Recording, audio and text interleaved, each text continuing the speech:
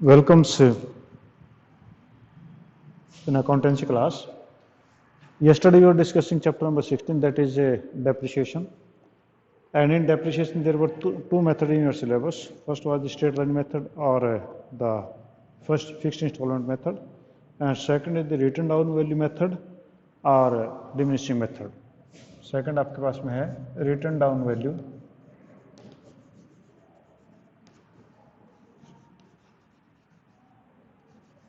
written down value method,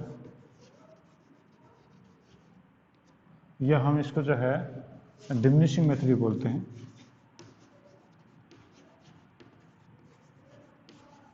हम उसको diminishing method भी बोलते हैं, रिटन डाउन वैल्यू मेथड, या उसको डिमिनिशिंग वैल्यू मेथड भी बोलते हैं। ठीक है, या हम इसको रिड्यूसिंग इंस्टॉलमेंट मेथड भी बोल देते हैं। ठीक है, तो तीन चार इसके नाम हैं। अब इसका मतलब क्या हुआ वो देखो कि आप जब पिछली बार हमने किया था फिक्स्ड मेथड था, जैसे कि 1 लाख रुपीज़ आपकी मशीनरी की वैल्यू थी और उसका 10% कहें या 10 ईयर एज कहें, तो every years the depreciation was 10,000। हर साल उसका डेप्रिसिएशन जो 10,000 रहता था। तो आपका जो है 10 ईयर तक 10,000 होता गया। और डिमिनिशिंग में क्या है कि अब 1 लाख आपका हो गया फर्स्ट ईयर, 10,000 डेप्रिसिएशन काट दिया, तो 10,000 डेप्रिसिएशन काटने के बाद आपकी वैल्यू बची 90,000। और 90,000 का 10% ये 9,000 हो जाएगा। अब अगली बार जो 9,000 इसमें घटा लेंगे, 81 बच गया। अब अगर इसके ऊपर फिर डेप्रिसिएशन जो है 8,100 होगा, यानी आपका जो है एक प्रकार से डिमिनिशिंग होता जाएगा। यानी यहाँ पर डेप्रिसिएशन आपका 10,000, फिर डेप्रिसिएशन होगा 9,000, फिर डेप्रिसिएशन होगा 8,100।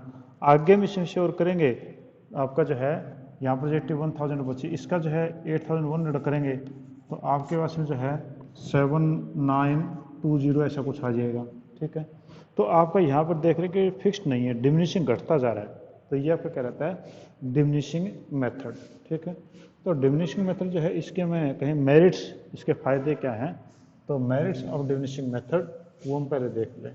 ठीक है जी, तो मेरिट्स आपके पास में कौन सी हैं वो हम करें।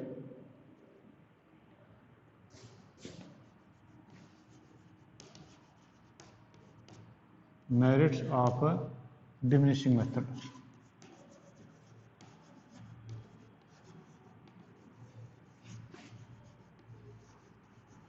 डिमिनिशिंग मेथड की मेरिट्स कौन सी हैं, यानी इसके फायदे क्या हैं, हम ये कह दें डायरेक्टली इसमें। तो फर्स्ट आपके पास में जो इसकी मेरिट है easy calculation. First is easy calculation.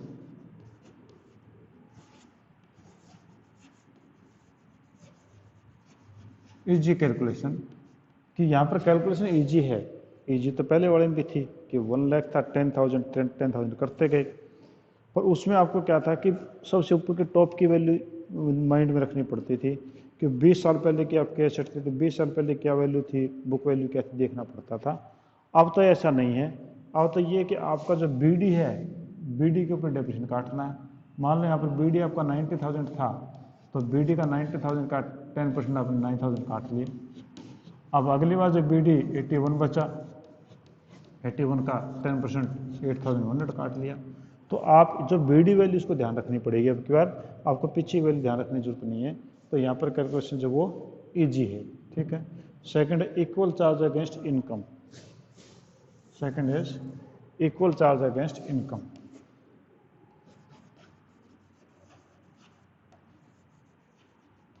Equal charge against income. Equal charge against income आपका जो है इक्वल चार्ज है इनकम के अगेंस्ट में। पहले वाले में कि डीमेरिट में क्या था इंस्टॉलमेंट मेथड में, फिक्स में, that you start at a fixed instalment and at the end the same remain same. पर ऐसा होता है कि जब मशीन आपके नई होती है, when it is new one, its efficiency is high and naturally there is no breakage और there is no repair, no maintenance charges. तो आपके स्टार्टिंग ईयर में डेप्रिसिएशन ज़्यादा लग जाएगा, अच्छा कोई दिक्कत नहीं है।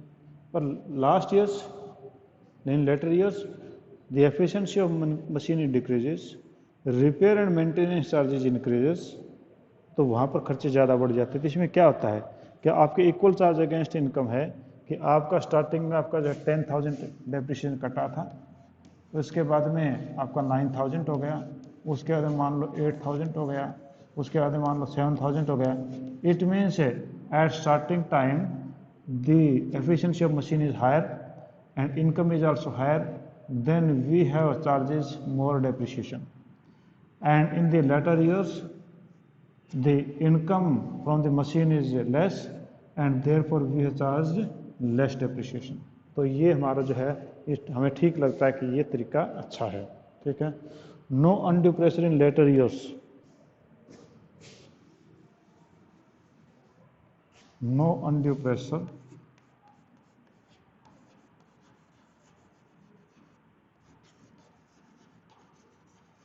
in later years,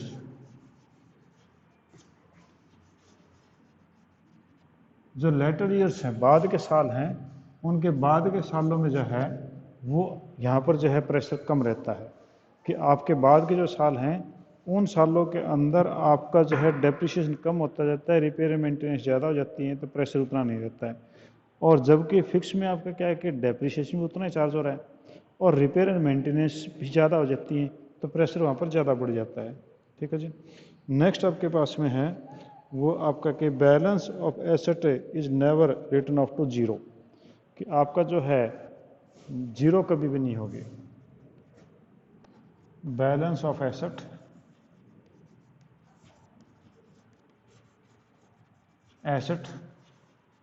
never be zero, आपकी बैलेंस एसेट का बैलेंस जीरो कभी नहीं होगा। मान लो कि आपके किसी साल में उसकी वैल्यू 10 रुपीज़ रह गई, तो 10 रुपीज़ का 1 रुपी डेप्रिसिएशन कटा, 9 फिर बचा, 9 का भी फिर 90 पैसा कटा, तो यहाँ पर भी मान लो कि लास्ट में 1 पैसा बचा, तो 1 का भी 1/10 हो जाएगा, यानी जीरो कभी नहीं होगी, यानी आपका रेड्यूजल प्राइस कुछ ना कुछ लास्ट तक रहता रहेगा, ठीक है। उसके बाद क्या कि approved method by the income tax authorities, approved method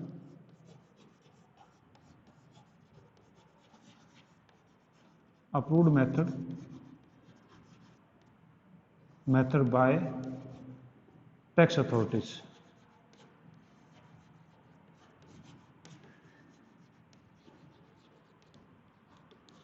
tax authorities के द्वारा इसको अप्रूवल है, आपके फिक्स इंस्टॉलमेंट मेथड को जो है वो अप्रूवल नहीं है। तो ये आपके पास में जो 5 टाइप की आपकी मेरिट्स हो गई।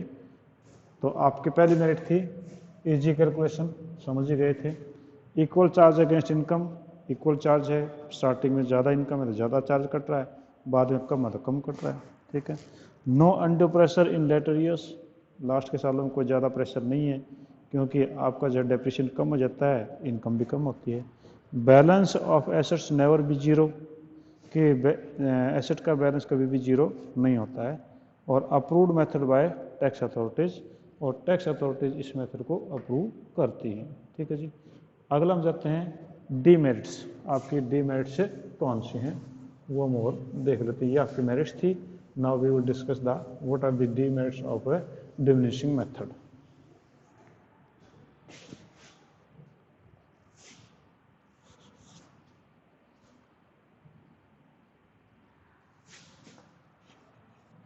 डीमेरिट्स आपकी जो है वो कौन सी हैं?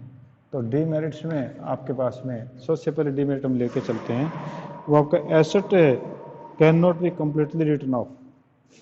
First is assets can not B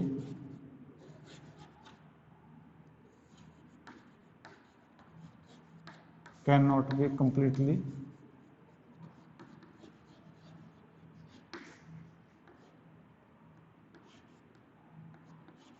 return off. आपके एसेट कभी भी जीरो नहीं होगी, सबसे बड़ी कमी मैंने अभी बताया था ना कि नेवर बी जीरो, मीन्स आपका अगर 10 रुपये भी या 10 पैसे भी रह गया तो भी वो जीरो कभी भी नहीं होगी, वो फिर चलती रहेगी। तो ये बड़ी दिक्कत है। Omission of interest factor, second is omission of interest factor.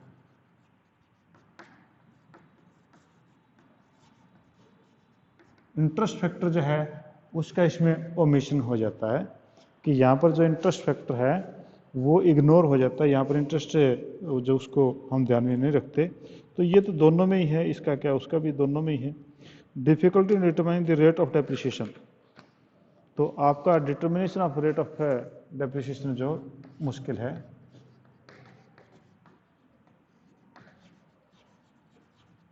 Difficulty in determining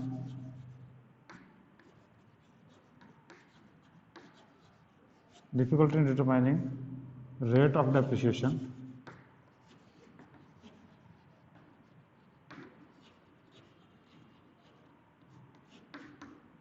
determination, आपका जो यहाँ पर रेट ऑफ इंटरेस्ट जो डिटर्मिनेशन करना भी मुश्किल काम हो जाता है, क्योंकि यहाँ पर हम ये नहीं कर सकते कि कितना रेट ऑफ डेप्रिसिएशन हम लगाएं, क्योंकि it will go for a long period, और आपकी जो है मशीन की एज का हमें इसमें कोई अंदाज़ा ही नहीं हो पाता, क्योंकि ये तो चलता ही रहता है। ठीक है, knowledge of original cost and update depreciation not possible, कि original cost and update cost,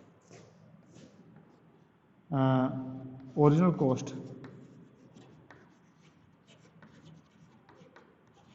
cost and update cost,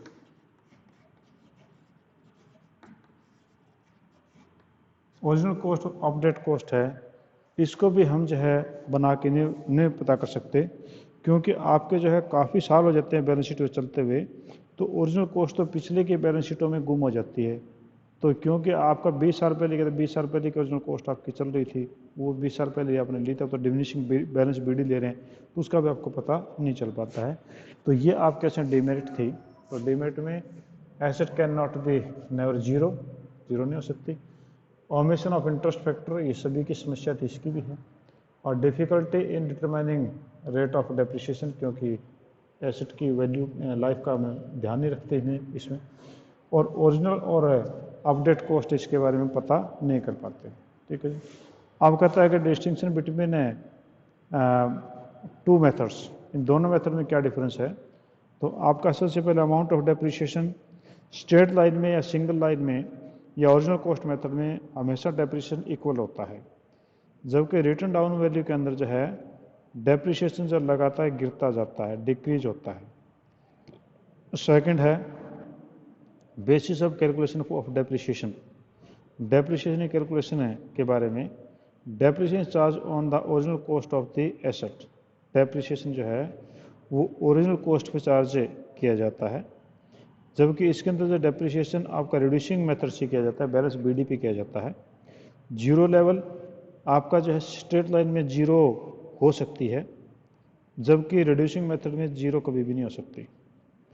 combined effect of depreciation and repair और प्रॉफिट एंड लॉस अकाउंट, तो इसमें जो है आपका डेप्रिसिएशन रिपेयर का जो है इसके ऊपर जो है लेटर ईयर्स में बड़ी दिक्कत होती है फिक्स्ड में, क्योंकि आपका डेप्रिसिएशन सेम रहता है और आपकी रिपेयर मेंटेनेंस भी ज़्यादा हो जाती है, जबकि combined burden on the account of depreciation and repair will be almost equal over different years. जबकि डिमिनिशिंग में क्या होता है कि आपके जो डेप्रिसिएशन है और रिपेयर है वो दोनों मिला करके एक जैसी हो जाती हैं, यानी कोई ज़्यादा बुरा फर्क नहीं पड़ता है। रेट ऑफ डेप्रिसिएशन की rate of depreciation kept low in comparison to the diminishing method, यहाँ पर रेट ऑफ डेप्रिसिएशन जो है वो लो रखी जाती है फिक्स्ड के अंदर, क्योंकि ये हमेशा एक जैसा रहेगा, जबकि rate of depreciation kept high in the comparison to the original cost method, जबकि डिमिनिशिंग में रेट ऑफ डेप्रिसिएशन हाई रखा जाता है, क्योंकि स्टार्टिंग में ज़्यादा डेप्रिसिएशन कटेगा, बाद में कम, तो स्टार्टिंग में हाई रखा जाता है। अप्रूवल ऑफ इनकम टैक्स, आपका जो स्ट्रेट लाइन मेथड जो है इनकम टैक्स से अप्रूवल नहीं है, जबकि रिटर्न डाउन वैल्यू मेथड को अप्रूवल है। Stability suitability, it is suitable for the asset in which the repair charges are less and the possibility of salvage is less, such as land, building, patent, trademark, etc. ये ऐसी चीज़ों पे कामयाब है जो घिसती नहीं है, टूटती नहीं है, जिनकी वैल्यू कम नहीं होती है। ठीक है, और जबकि ये वहाँ पर है जहाँ पर रिपेयर और के एक्सपेंस ज़्यादा है, एब्सोलेंस होने की संभावना ज़्यादा है, तो वहाँ पर ये ज़्यादा कामयाब है। ठीक है, तो आपके यहाँ पर जो मैंने आपको बताया अभी कि आपका डिस्टिंक्शन दोनों के बीच में फ़र्क क्या है वो बताया, आपकी जो मेरिट है और डीमेरिट है मैंने वो भी आपको बताई हैं। और अब हम आगे बात करते हैं, और आगे हम जो बात करते हैं वो है आपका एक क्वेश्चन ले लेते हैं कि हम इसको कैसे सोल्व करेंगे। तो आप अपने बुक में जो है इलस्ट्रेशन नंबर 9 वो आप ले लीजिए, ठीक है। क्योंकि देखो ईच एंड एवरी करवाने का कोई फ़ायदा नहीं है, आपको मेथड में बता रहा हूँ। उस मेथड के मैंने 5-6 इलस्ट्रेशन आपको करवा दिए, इस मेथड के भी अब मैं 5-6 इलस्ट्रेशन आपको करवा दूंगा, और इस प्रकार से आपको परफेक्शन आ जाएगी, ठीक है। अगर कोई दिक्कत हो तो आप मेरे से पूछ सकते हैं, साथ साथ में कोई दिक्कत नहीं है। और अगर मान लो कोई क्वेश्चन सोल्व करते हैं दिक्कत आ जाती है, नेक्स्ट डे भी आप मेरे से पूछ सकते हैं, ठीक है। तो इलस्ट्रेशन 9 है, ये देखिए। Alpine Traders purchased a machine on April 2015 at a cost of 8,000 and spent 2,000 on installation. The firm right of depreciation 10% by written down value method. The scrap value of the plant at the end of the economic life of 4 years expected to be 6561. ठीक है. Show the machine account for 4 years in the books of Alpine Traders. The books are closed on 31st March. ठीक है जी। तो 1 अप्रैल 2015 को जो है इन्होंने खरीदी थी, तो ये आपका है 1 अप्रैल 2015 को इन्होंने मशीन खरीदी थी, और ये 8,000 प्लस 2,000 इंस्टॉलेशन के, तो कुल मिलाकर 10,000 की आपकी बनी थी।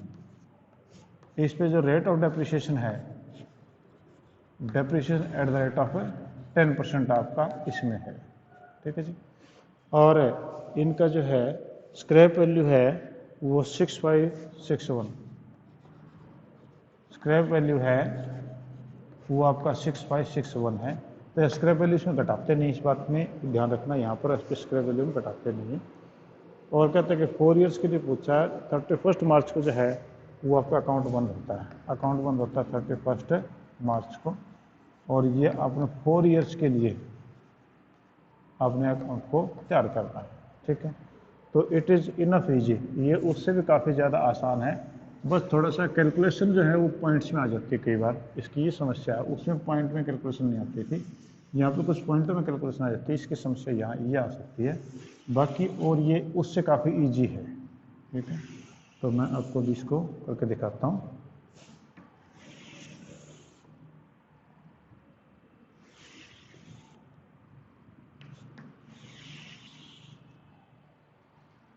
हाँ जी, तो ये मैंने आपके पास में बना दीजिए मशीनरी अकाउंट, मैंने आपको ये बना दिया है, ठीक है। ये आपके पास है मशीनरी अकाउंट, ठीक है। और ये हमने खरीदी थी 1 अप्रैल को, 1 अप्रैल 2015। तो 2 बैंक, आप 8 + 2 करके 10 इकट्ठे कर लो, चाहे अलग अलग कर लो, उससे कोई फर्क नहीं पड़ता, 10,000। फिर आपका जो 31 4 साल तक बनाना है, तो आपके इसमें 31 मार्च 2016 बाय डेप्रिसिएशन, डेप्रिसिएशन जो है आपके पास में हो गया जिसका 10% 1,000 हो गया, ठीक है। फिर आपने बना दिया जी बाय बैलेंस CD, वो आपके पास में हो गया 9,000, और टोटली हो गया 10,000, ठीक है जी। और ये टोटल आपके पास में गया जी 10,000। और अब आपने यहाँ पर ले लिया 1 अप्रैल ले लिया 2016, यहाँ पर आपने कर लिया टू बैलेंस BD, वो CD था, BD हो गया 9,000। अब इसी पे डेप्रिसिएशन लगेगा, ना कि इस पे, पहले वाले इस पे लगता था, अब इसमें BD बैलेंस पे लगेगा। तो 31 मार्च 2016, तो ये हो गया बाय बैलेंस ना बाय डेप्रिसिएशन, डेप्रिसिएशन आपके पास में जी वो इसका 10% 9,000 का, तो वो हो गया 900, ठीक है। और बाय बैलेंस CD आप 9,000 में से ये घटा दिया, तो आपके यहाँ से बच गया 8,100, ठीक है जी। टोटल हो गया 9,000। ये आपके 2 साल आपके कंप्लीट हो गए जी, 9,000। और 3rd ईयर स्टार्ट हो गया, तो 1 अप्रैल आपका 2017, तो ये हो गया टू बैलेंस BD, और ये आपका वो CD था वही होगा 8,100। इसका 10% डेप्रिसिएशन काटोगे तो 31 मार्च 2018 बाय डेप्रिसिएशन इसका हो गया 810 रुपये, 810, ठीक है। और ये आपके पास में हो गया जी बाय बैलेंस सी डी। अब 8100 में से 810 घटा दो तो 0, 10 में से 1 गया 9, इधर बचा 10 में से 8 गए 2 और 7, यानी 7290। तो आपका ये बना 7290, ठीक है। टोटल कर लो जी, ये आपके कैसे बनेगा 8100, ठीक है। और ये भी होगा जी 8100। अब ये 1 अप्रैल 2018 था, 19 हो गया, तो ये हो गया टू बैलेंस